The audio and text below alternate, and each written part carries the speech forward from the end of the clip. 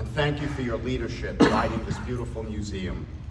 I've seen firsthand your dedication to this museum and your community. Both are lucky to have you at the helm. And thanks too to the Tulsa Air and Space Museum and Planetarium for hosting this gathering of space icons and many space fans from around the country. Tulsa is indeed very fortunate to have in its midst this shrine nicknamed TASM, honoring the rich aviation and space heritage that is Tulsa and Oklahoma writ large. Oklahoma must indeed be proud of its many contributions to aviation and space history. For example, the Spartan Aircraft Company once manufactured aircraft on Tulsa's Sheridan Avenue on what is now the Tulsa International Airport. During World War II, Douglas Aircraft built B-24 bombers right here in Tulsa. No fewer than 9 major components of the Apollo Saturn V launch vehicle were manufactured here in Tulsa. And did you know that Oklahoma is the only state in the nation to have had an astronaut serve in each of the Mercury, Gemini, Apollo, Skylab, and shuttle programs? In fact, there were 8 astronauts in all. Mercury 7 astronaut Gordon Cooper, the 6th American to fly in space and the 4th to orbit Earth, called Shawnee home. Tom Stafford was aboard Gemini 6A during the world's first controlled space rendezvous and who later commanded Gemini 9A, called Weatherford home. He was the first person to pilot a lunar module in the vicinity of the moon as Apollo 10 commander and later commanded the American crew during the Apollo-Soyuz test project. Stu Rusa, who as command module pilot for Apollo 14, spent 33 hours in solo orbit around the moon, grew up in Claremore, Oklahoma, graduating Claremore High School before attending Oklahoma State University. Former Skylab 3 and STS-9 astronaut Owen Garriott was born and raised about 120 miles from here in Enid, Oklahoma. One of a small handful of astronauts to have flown aboard both an Apollo spacecraft and the space shuttle, he was the first to operate a ham radio from space. Bethany High School graduate Shannon Lucid, who by the way was also the first mother ever selected to the astronaut corps, flew aboard the shuttle 6 times. Her 179 days orbiting Earth aboard Space Station Mir marked the 2nd time an Oklahoman flew jointly in space with a Russian crew. John Harrington, who beside being from Oklahoma, is the first Native American to have flown in space. He flew aboard STS-113 to the International Space Station and spent more than 330 hours in space, completing 3 spacewalks, which are commemorated on the 2019 Sacagawea dollar coin. And the Oklahoma Historical Society's website lists one more Oklahoman astronaut. And though he hails from Biloxi, Mississippi, Apollo 13 Lunar Module Pilot Fred Haise served in the Oklahoma Air National Guard and attended the University of Oklahoma. And of course, Oklahoma's rich history of space pioneers includes Bill Pogue, whose life and career we celebrate today. It is my highest honor to be here today to talk about a man who, as a native son of Oklahoma, served his nation in the United States Air Force, rising to the rank of colonel. A man who was a prolific aviator and pioneer in long-duration spaceflight. He was a great storyteller, as evidenced by his autobiography, But for the Grace of God. He was a beloved father, grandfather, great-grandfather, and brother. But he will perhaps be best remembered for his time spent as pilot aboard Skylab 4 from November 1973 through February 1974. Now, you may be wondering how it is that I've been asked to be here to MC this event this afternoon. Just over 2 years ago, I, along with my wife Paula, founded an organization we called Manned Space. Manned Space's mission is to honor and preserve the golden age of the American manned space program.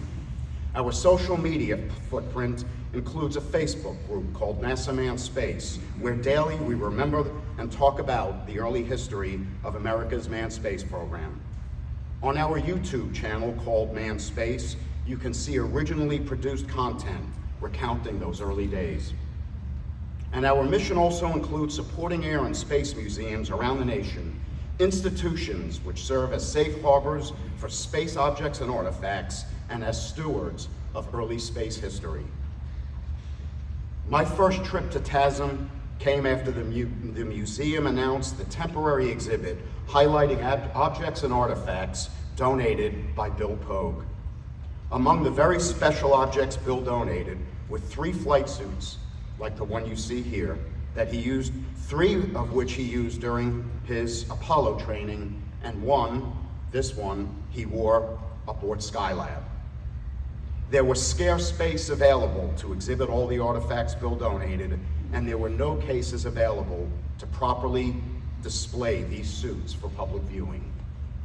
Seeing this, I was determined that the temporary Pogue exhibit might become permanent.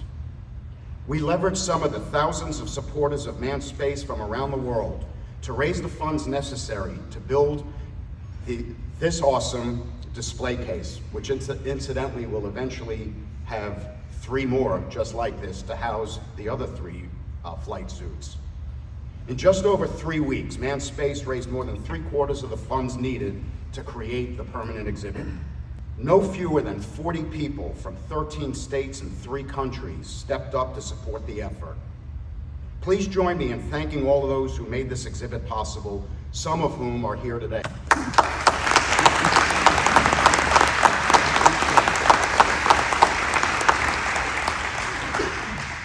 But even as we recognize those who have given, there's still time for you to give and join the growing list of space enthusiasts whose names will appear on the plaque that will adorn the new exhibit. On your table is a QR code attached to a card. If you scan that QR code, it will take you to TASM's website where you can give in support of the Pogue exhibit. We thank you in advance for your support. Let's turn our attention now to the man for whom this time is dedicated. William Reed Bill Pogue was born to Alex Pogue and the former Margaret McDowell on January 23, 1930, a mere 75 miles from here in Okemah, Oklahoma. It was as a young boy growing up in rural Oklahoma during the Depression that Bill first caught the flying bug. While standing in Mr. Jackson's peanut field at the age of 4, Bill eyed a Douglas DC-2 aircraft pass overhead. Captivated by the sight of the shiny flying object, young Bill determined at that moment that he too would someday fly an airplane. And so it was during the summer of 1946 when a then 16-year-old Bill did exactly that, completing his first flight lesson aboard a J-3 Piper Cub. And though young Bill was exhilarated by his experience, his father was not. When the elder Pogue learned of his son's flying adventure, he grounded him, quite literally. With his father forbidding him to fly again, it was not until Bill joined the Air Force in 1951 that he would again occupy the cockpit of an airplane. Once in the Air Force and beyond, however, time spent flying airplanes occupied much of his life. Following the outbreak of the Korean War, Bill enlisted into the United States Air Force. He reported to Bartow Air Base in Florida, where he completed primary flying school before earning his wings and officer's commission on October 25, 1952. A day later, he married his first wife, Nita, and together the couple raised 3 children, including Tom, their youngest, who's with us here today. Second Lieutenant Pogue flew 43 combat missions as a fighter-bomber pilot during the Korean conflict. After the war, he reported to Luke Air Force Base in Phoenix. It was here, while serving as a gunnery instructor, Bill was accepted into the elite U.S. Air Force flying demonstration team known as the Thunderbirds. Bill flew the F-86 and F-100 aircraft, performing in both the solo and later in the slot positions. While flying in the slot position in 1956, engine failure on his F-100 Super Sabre jet forced Bill's unplanned early departure from the aircraft. At that moment, he became a member of the Caterpillar Club, an unofficial amalgam of pilots forced to bail out of their stricken aircraft for a safe landing under silk parachute. For 2 years, Bill performed around the world, before serving as an instructor at the United States Air Force Weapons School at Nellis Air Force Base, during which he earned a Master of Science degree in mathematics from the University of Oklahoma. Teaching was in the Pogue blood. Both Pogue parents had been school teachers, and Bill eventually joined the mathematics department at the United States Air Force Academy, where he taught for 3 years. From there, he accepted an exchange assignment to the Royal Air Force and attended the Empire Test Pilot School. Bill added greatly to the portfolio of aircraft that he flew while with the RAF. Throughout his life, Bill flew no fewer than 50 different types of aircraft, including jets, propeller airplanes, gliders, and helicopters. After his RAF assignment, a then Major Pogue was assigned to fighter operations at Edwards Air Force Base, where he applied to join the astronaut corps. And in April 1966, when NASA announced the selection of 19 new astronauts, the name of Bill Pogue was on the list. Also getting the call to join the corps at that time was one Fred Haise. Bill was chosen to work on the Apollo Applications Program, which eventually evolved into Skylab. He supported the crews of Apollos 7, 11, and 14 before getting his own space flight. He was serving as Capcom for Apollo 7 when Commander Wally Schirra famously, or perhaps infamously, advised Mission Control that the live television transmission from the spacecraft that NASA managers had planned would not happen. While supporting the crew of Apollo 11, Bill shared a T-38 aircraft with his neighbor and Apollo 11 commander Neil Armstrong, flying to and from Houston with him when the need arose.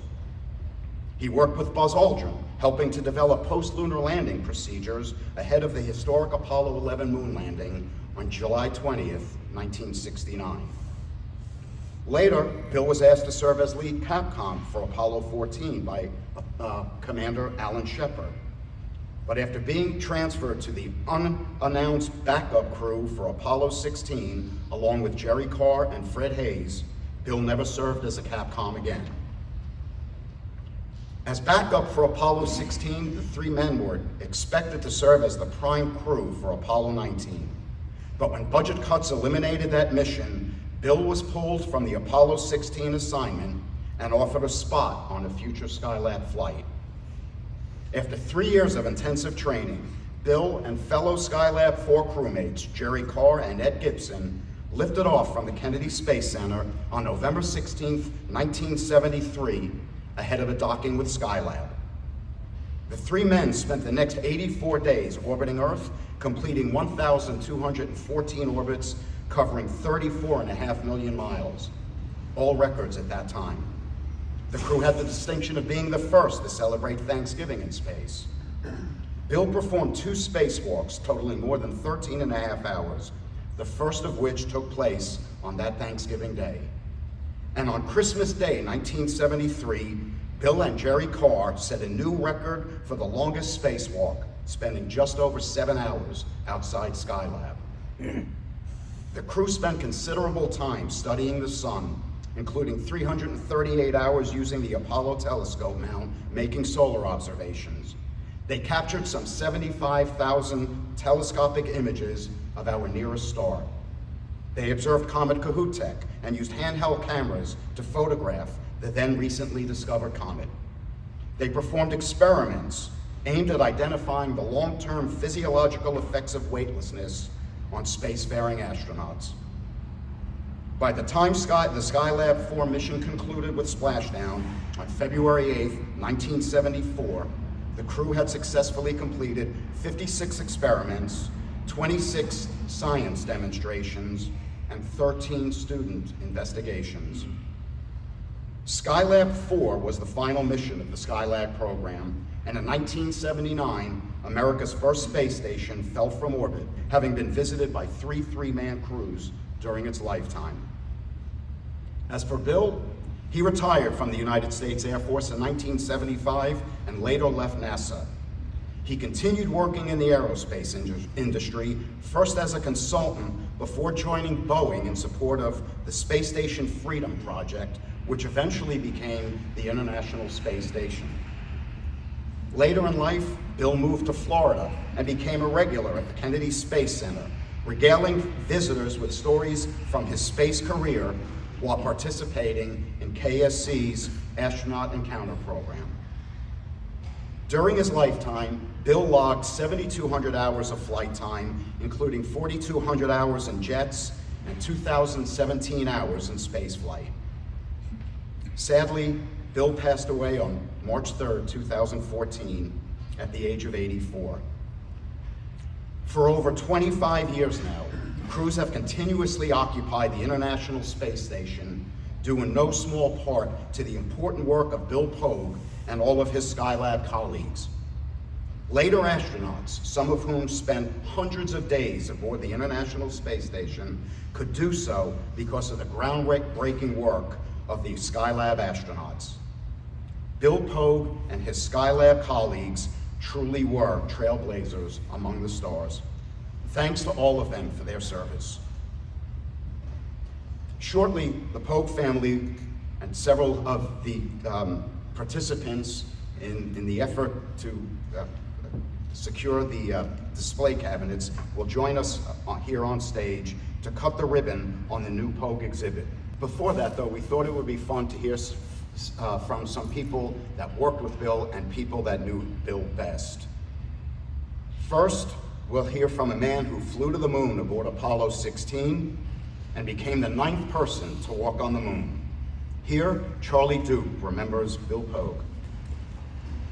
I think it was Bill Pogue was on as Jack Klausma, and I think it was gosh, I can't remember the commander. Anyway, the three of them, they were up there in a Skylab, and they had an extension, and they said, well, we don't have any more underwear, and what do we do? And they said, well, Mission Control said, stand by. And so Mission Control came up a few minutes later, said, well, Jack, you change with Ralph, and Ralph, you change with whoever it was up there. So it was a big joke. They didn't do it, but that was a funny story anyway. So what did you think about Bill Pogue? We're in the same group of astronauts together. We lived in the same neighborhood, and he was really a nice guy, yeah. And he was quiet, but very efficient. And so we were good friends. Everybody in our group was, we sort of helped one another and melded in together, yeah. So, well, and Bill Pogue's family is going to be at this event, so you have any special words for them? Just that serving with Bill and the others in the astronaut office was very, very special to me, and I'll remember it to the day I die. And it developed some great friendships, great relationships, and great support on one another. And I remember everybody very vividly. Okay. Next, let's hear from a man who would have shared a ride to the moon with Bill Pogue as Apollo 19 commander. Fred, do you have a story about Bill you'd like to share? Hello, everybody. So, like Charlie, I was in the original 19 group that John Young gave us that name, that joined NASA in 1966. I did not, other than the rookie training, we had scheduled 11 months on a program of so-called rookie training, and it got cut short, actually, at about 9 months. The intensity of the schedule and the requirements for warm bodies to cover different parts of the program going on at the time sort of suspended our training. So we didn't have a graduation ceremony like the recent group had at the JSC. It's put us off to work. I got shipped off to Jim McDivitt to worry about lunar modules, and Bill had mentioned he had a different assignment. And so other than the training program where we went on a lot of jolly field trips, we're in meetings regularly and training kind of meetings, and visiting contractor plants and NASA centers. Beyond that, I didn't get much time with Bill because we were all split up.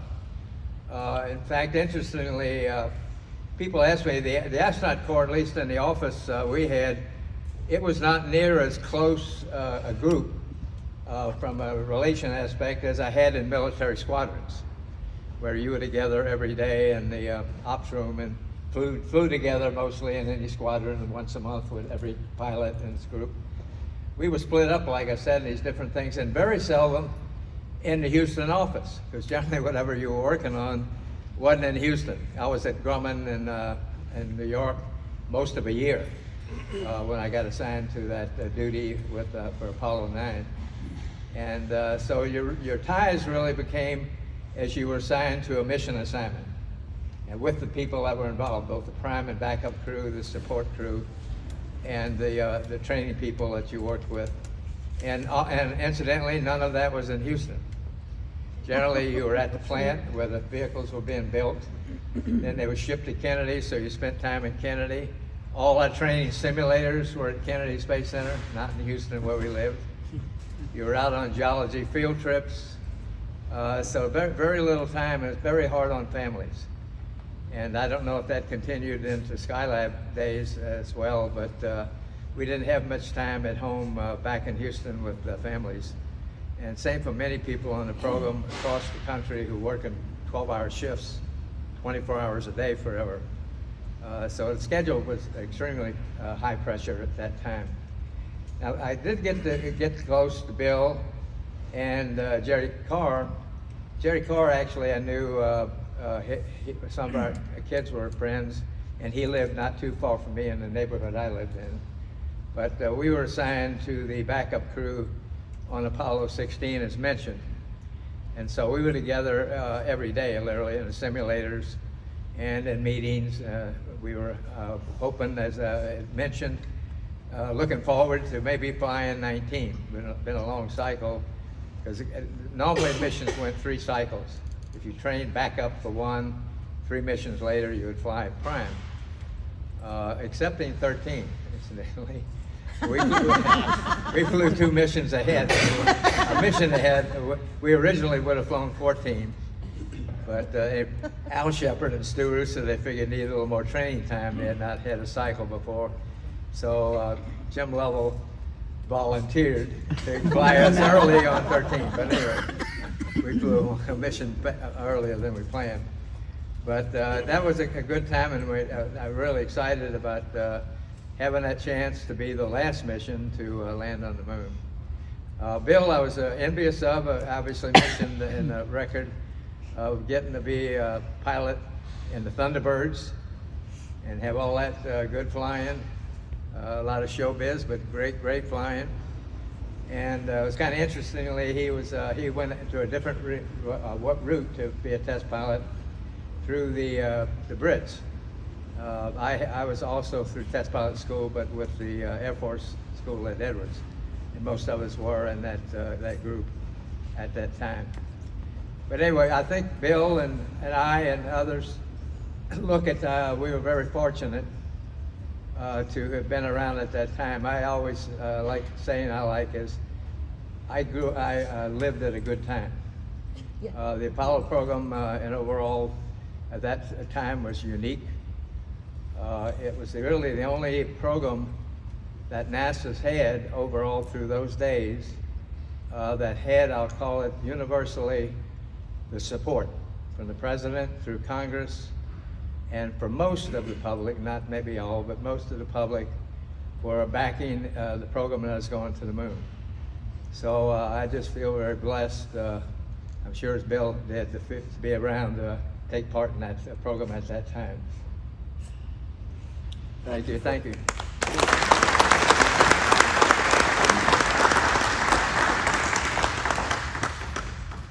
Next, we'll hear from a man who joined NASA in 1964 and went on to serve as flight director during the Apollo program, later becoming the Johnson Space Center director. Gerry Griffin. Gerry, please share a memory. As mentioned, I was in mission control, and my first view of Bill was in mission control. He was a Capcom. I remember he was kind of like the other guys, kind of like Fred and everybody else. Mostly test pilots that we had in those days. They were very crisp. thought they were pretty good.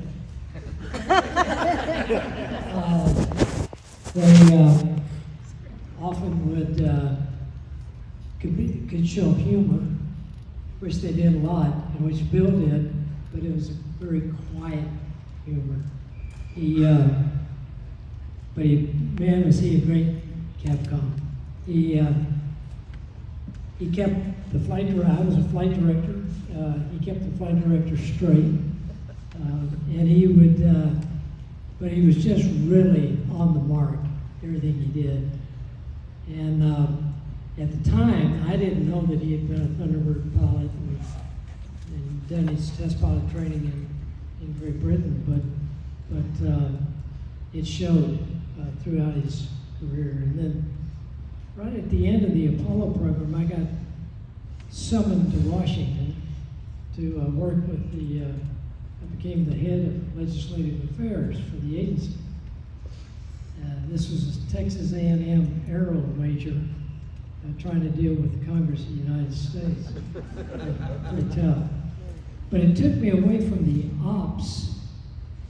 operations of Skylab. But I got a good one at the end of it because Ted Moss was the senator from Utah that chaired our authorization committee, and he wanted to go to the Skylab recovery.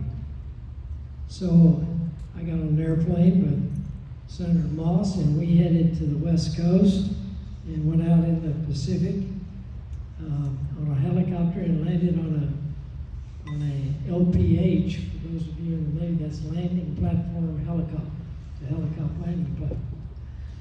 And we landed there, and then that's the ship that recovered the Skylab 4.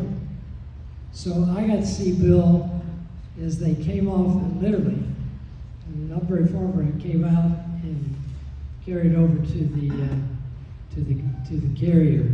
Didn't get to talk to him right away because they'd been weightless for 84 days, and they kept him pretty horizontal there for a while. But I did get to see Bill land, and I never will forget it. It's the only landing I ever saw in Apollo, and I worked on every mission. It's like I didn't get to see any launches either. I got to see the Skylab launch. So Bill will always be kind of chiseled in my brain because he's one of the 3 guys I ever saw get pulled out of the water and put on a ship. And he was a great guy and really good for flight operations at the Johnson Space Center. Did a lot. Thank you.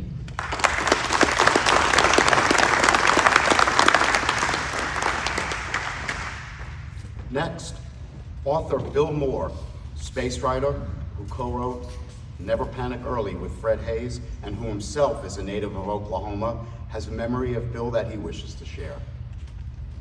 Thank you. As a historian, obviously it was an honor to interview Bill. Spent 2 or 3 hours at his house in Bentonville, Arkansas, and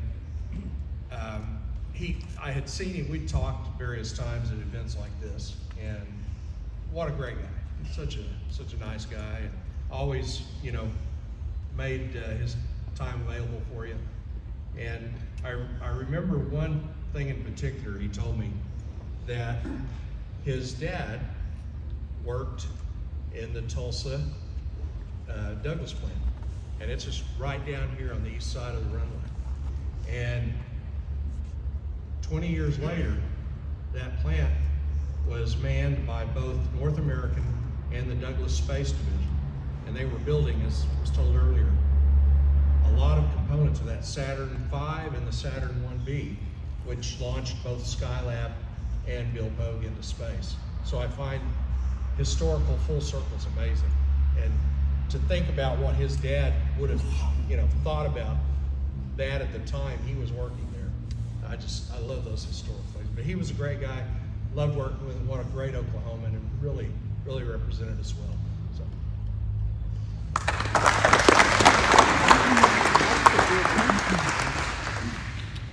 Thank you, Bill. Next, we're going to hear from people who knew Bill best. First, we're going to hear from Jim, Bill's brother, a school teacher, and the fourth of 5 Pogue children. Well, first off, I got to make a correction. He did not graduate from Oklahoma University. He graduated from Oklahoma State University.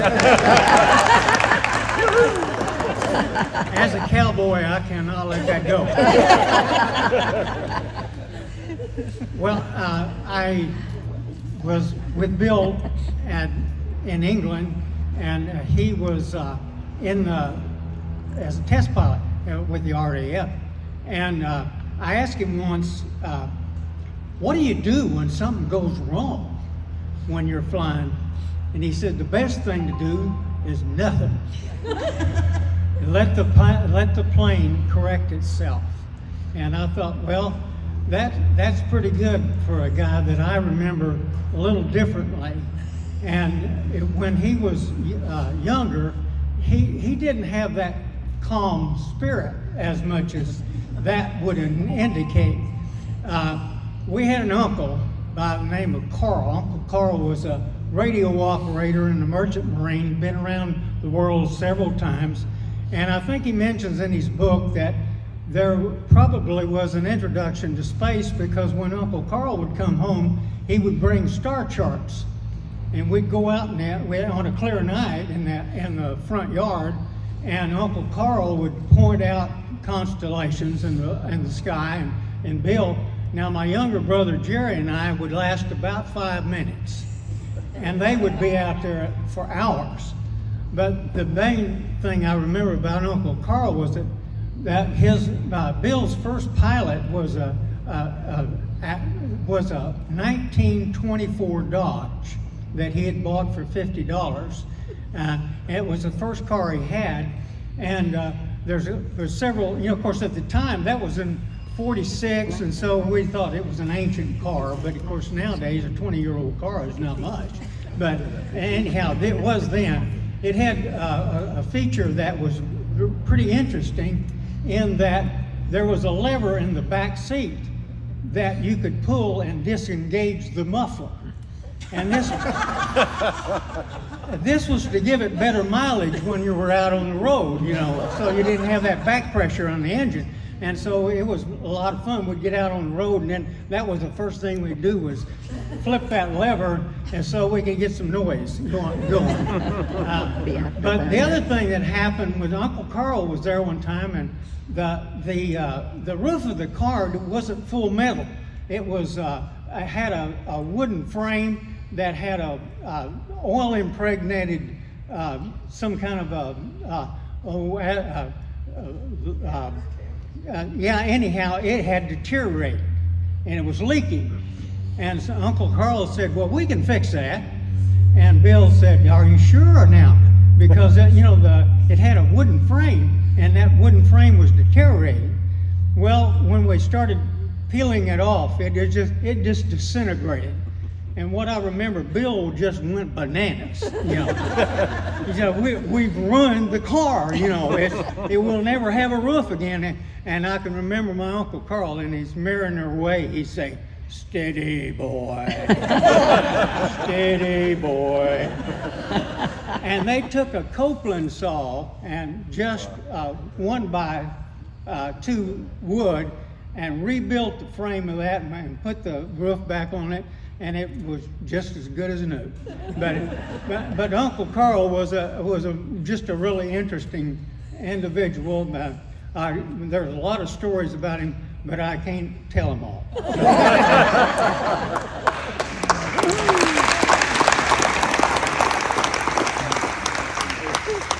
Jim, I'm sorry about that mistake. As you can probably tell from my accent, I'm not from Oklahoma.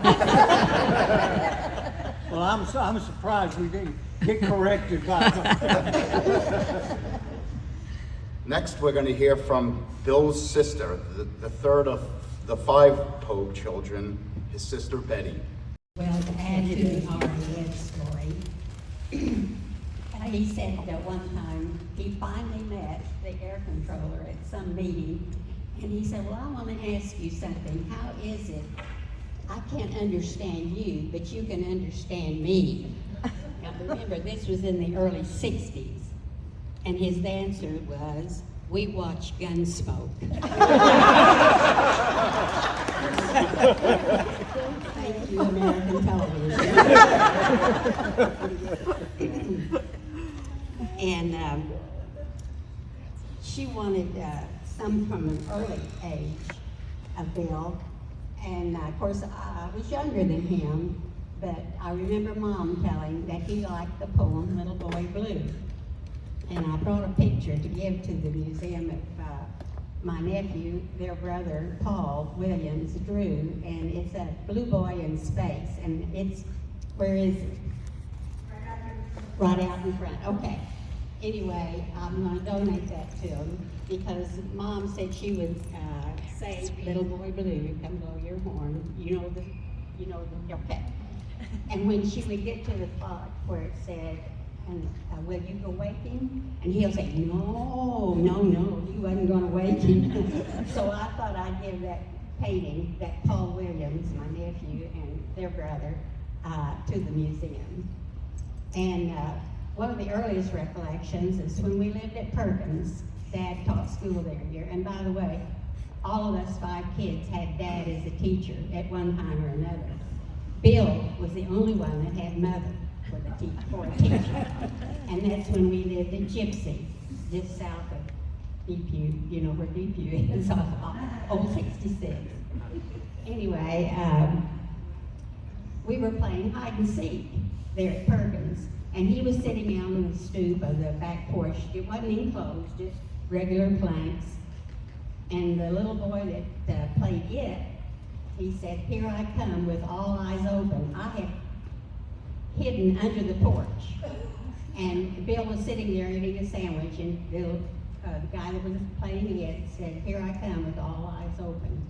Bill said, how many eyes you got? And I got tickled. Well, they found me first. He was always inquisitive, yeah. And when we moved to Sand Springs after school, he would always come home and build his little model aircrafts, you know, with the balsa wood and the glue and all. Listen to the radio. You might have to explain what the radio is. But anyway, he always listened to Jack Armstrong, the All-American Boy, and the Green Hornet. And I remember, I don't know how many hits he made, but we don't have any of them. But anyway, and then our older sister, Margaret, only she was called Skis by family members, she was talking with someone one time, and they said, tell us about your family, and she said, well, I always thought my brother just younger than me, was a sissy. She said, well, what happened? She said, well, that sissy's orbiting the sky. So that was from my sister. And then one time we were having lunch, and my sister-in-law had gotten on to him for his table manners. And his comeback was, by an act of Congress, I'm an officer and a gentleman. That was the end of that. And when he moved to his home in Arkansas, after he got back from Skylab, it was 7 miles driveway, you might say, because he was at the end of the road, overlooking a cliff to the King River, and you'd have to go towards town to go hunting. That was, he wanted to get away. And he was working on the roof one time, he said, and it was in the fall of the year, and he said, I never saw so many beautiful trees. I said, after all you've seen, you still appreciate the beauty of nature. And my dad, when he worked, he never did go fly in an airplane. He wouldn't do it. And he did work at Douglas, and I said, he won't even get in one. He said, oh yeah, I've been in many of them at Douglas, but I'm not going up in one. I'm only gonna go up once. And he did. That's sweet.